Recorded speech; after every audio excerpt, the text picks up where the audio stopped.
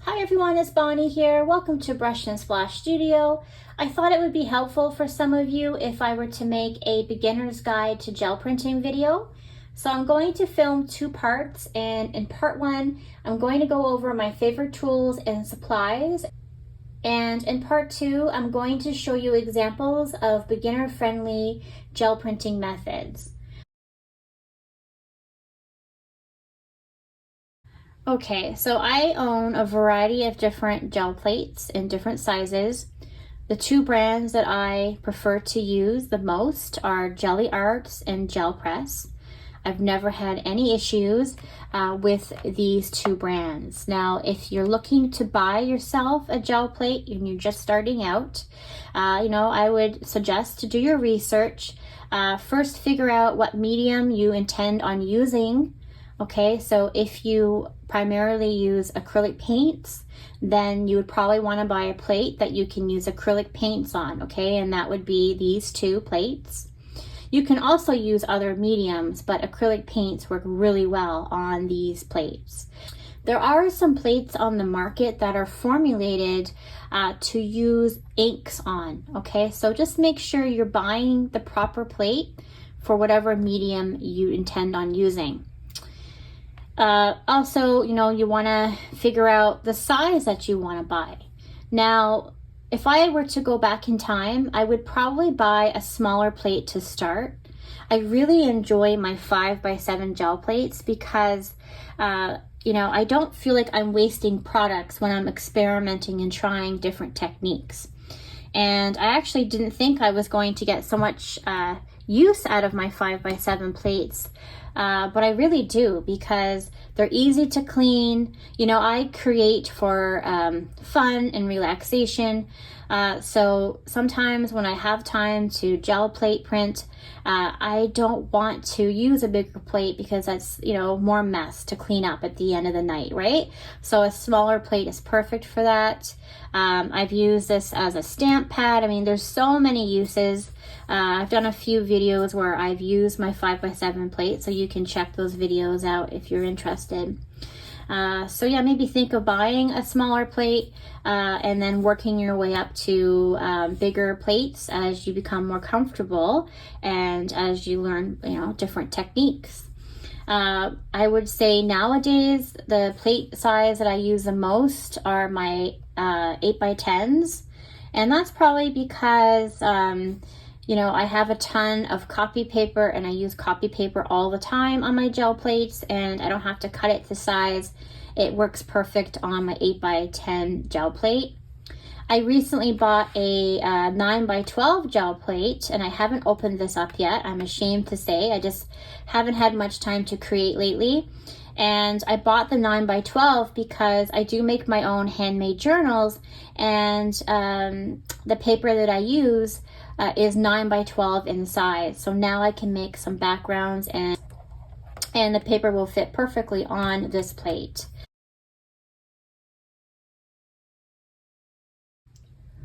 Okay, so now I'm going to be talking about how I store my gel plates. So I like to store my gel plates in the original clamshell packaging that they come with, usually. And I actually remove the acetate sheets that come with the gel plate. Okay, it's on either side. And I replace those acetate sheets with copy paper. And the reason being is it's next to impossible to place those acetate sheets back on the gel plate without creating air pockets. And in time, if you store your gel plate long enough with air pockets, it will leave indentations on your gel plate, okay? So it's best to store it with copy paper. That's what I do here. And I'll show you another way that I store my plates in just a moment. So I'm just going to put this one aside. Okay, so if you feel like the clamshell packaging isn't sturdy enough, or you've had it for a long time and maybe it's starting to break apart, you can buy, plastic containers that you can turn into a holder, make it a holder for your gel plate. And I bought this one for my new gel plate. This one's 9x12 in size, so the same size as my gel plate or a little bit bigger. And I plan on keeping my bigger gel plate on my gel plate trolley, which is behind me, and I want to place some papers on top. So that's why I bought this well-constructed container, plastic container. So you can look out for something like this. Now I'm still going to place a piece of paper on the bottom because there is a divot and I don't want that to affect my plate. But I am just really picky about things, and I feel like I've paid a lot for these gel plates and I want them to last me a long time. So if I can take care of them and store them properly, I will, and so far it's working out for me. So yeah, and I'm sure there's other containers online that you can find. I think there's actually metal tins that you can find. So yeah, keep your eye out when you're shopping. Sometimes when you least expect it, you'll find something that might work. Okay, and usually I just store my gel plates on my IKEA shelf here. I'm not sure. I'll just bring the camera over to the shelf and show you. Okay, and this is how I store the rest of my gel plates. I just stack them on top of one another inside their clamshell packaging. All right, and I haven't had any issues. Okay, so now I'm going to talk a little bit about some surfaces that I use to place my gel plate on top of, to work with, and some that I would avoid at all cost. Okay, so I'm going to start off with the surfaces that I would not use again. So I placed my 5x7 gel plate on top of this cutting mat when I first got it overnight. And as you can see, there was a reaction between the two materials, and this texture was created, okay, on the mat itself and also on my gel plate. And I was really upset about that, and I did place some books on top of my gel plate, and eventually the surface did even out somewhat. So I would avoid materials like this, and I'm not really sure how that happened. Like I said, it's obviously a reaction between the two materials used, and if you want to avoid this mistake, place your gel plate on top of paper, okay, if you're going to leave it out for any amount of time, because this was just overnight, and as you can see, the damage that it caused, okay? So yeah, I would avoid any kind of cutting mat like this. Another surface that I would avoid are these thin craft mats.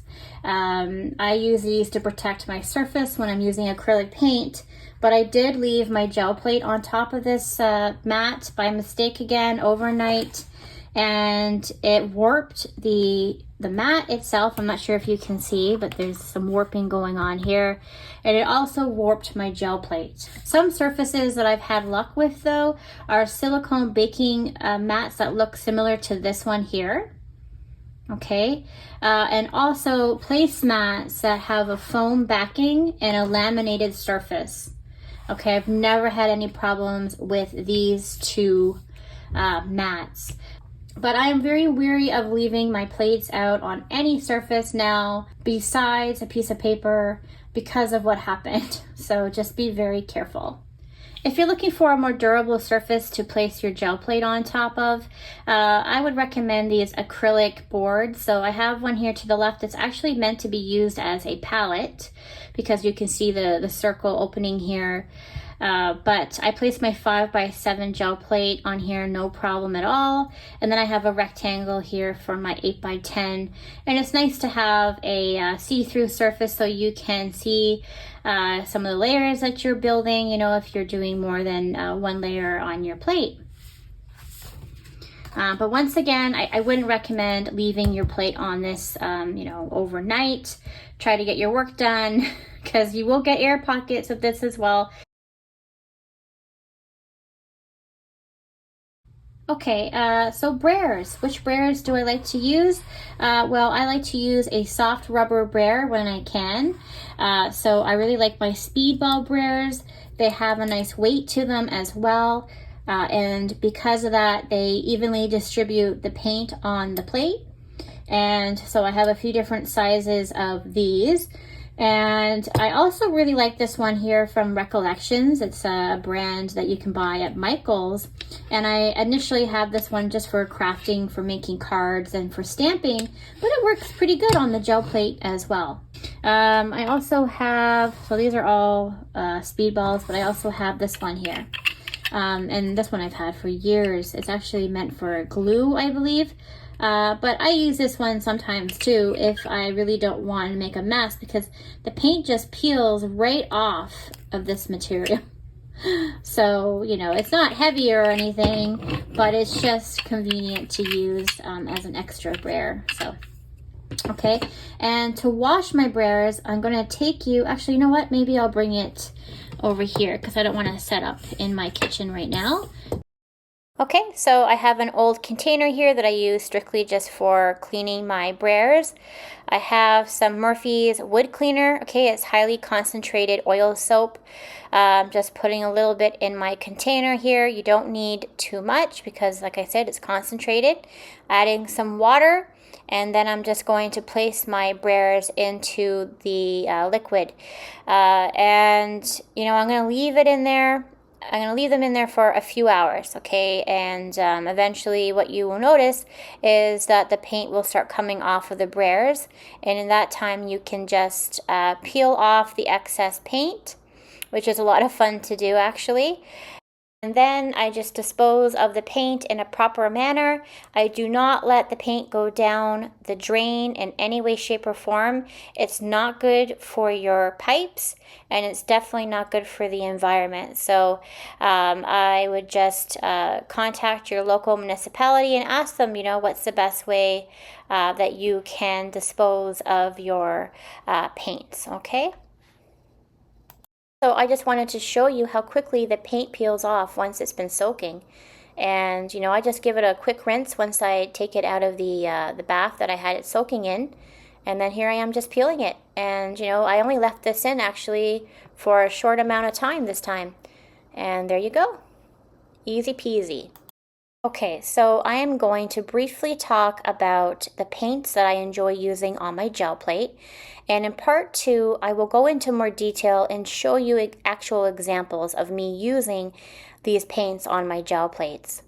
So I'm doing a voiceover. If you're wondering why my hands are not syncing with my voice, my audio was messed up during the filming of this section. So I like to use student grade paints on my gel plate. And the reason for that is really they're cost effective, they work really well, and I don't sell my prints, so I don't need to fork out the extra cash to buy professional grade paints that have light fast ratings. So I always recommend beginners try out student grade paints on their gel plate first, okay, when they're first learning how to use the gel plate, because you will use a ton of paint in the very beginning.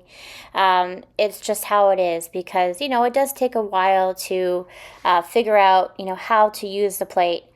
And I think, you know, people would feel a little bit more free to use affordable paints than they would with their more expensive professional paints.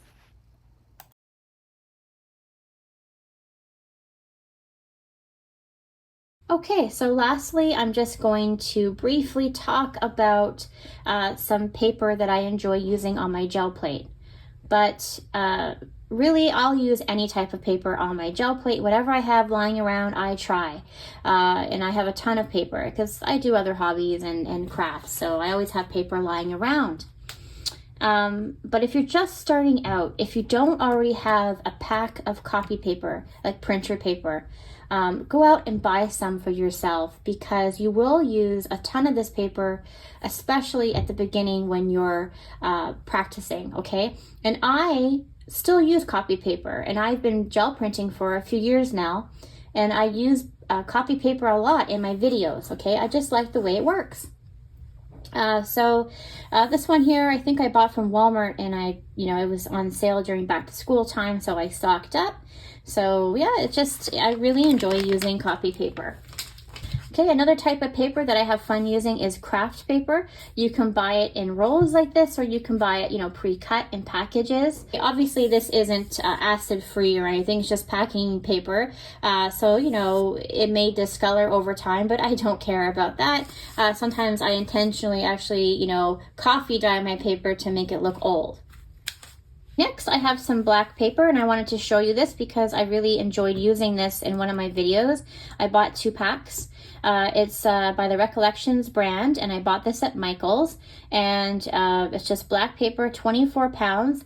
I know they sell cardstock, okay, because I have a ton of it from this brand, but I was happy to see just regular paper. And this is, did I mention it was 24 pounds?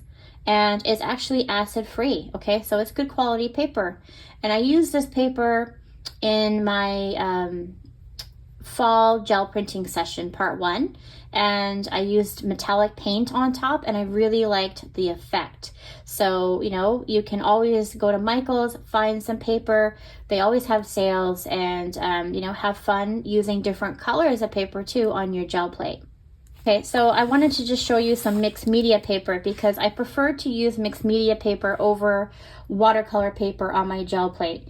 If I'm going to use watercolor paper, I make sure that it's just very lightweight paper. I won't use heavy watercolor paper because I find it's difficult to pull the paper off of the plate. And also, you know, I like detailed images, and I find that you know, if the paper is too thick or has too much texture or tooth to it, I won't get nice crisp images, okay, off of my plate. But anyway, yeah, this is just some paper that I had lying around, mixed media paper that I use sometimes. So I wanted to show you that. Okay, next I have some Bristol paper. I like using Bristol paper on my gel plate sometimes if I'm using a lot of layers. Because, you know, it's difficult to pull up a lot of layers with just a very thin piece of paper. Yeah, sometimes I use Bristol. And also, a paper that I enjoy using is just regular cardstock, but lightweight cardstock with a bit of tooth. That's what I look for. I find that it works the best for some reason.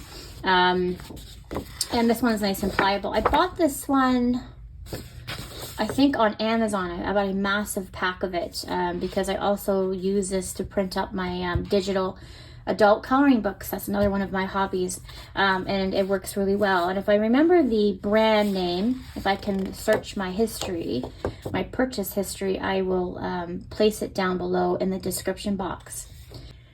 If you want to try some translucent types of paper and you don't want to fork out for expensive Japanese types of like rice papers, etc., you know, I would suggest trying out some tracing paper. If you have some on hand already, you might want to just give it a go. And also, I mean, you can find tracing paper everywhere. It's relatively inexpensive, and it does work quite well on the gel plate. And I'll make a separate video showing examples of that. And also, I just use regular run-of-the-mill tissue paper on my gel plate as well. I like to, you know, do mixed media, so I can always use tissue, you know, printed papers in my mixed media work. And like I said, this is just, you know, inexpensive tissue. It's really difficult to find wet strength tissue here in Canada. And also, I know there are artist grade, you know, acid-free tissue papers you can buy, and they're also really difficult to find and to have them shipped because most art stores that sell them here in Canada or sell the particular brand that I'm thinking about won't ship it because I guess it's pretty fragile and they'll have to, like, you know, bend it to fit into a package. So anyway, I just use regular tissue, and I'll make a video, like I said, showing you guys how I go about doing that. Okay, so that is it for part 1. I hope you guys enjoyed the video and found it informative. If you have any questions or comments, please leave them for me, and stay tuned for part 2. Bye everyone, take care.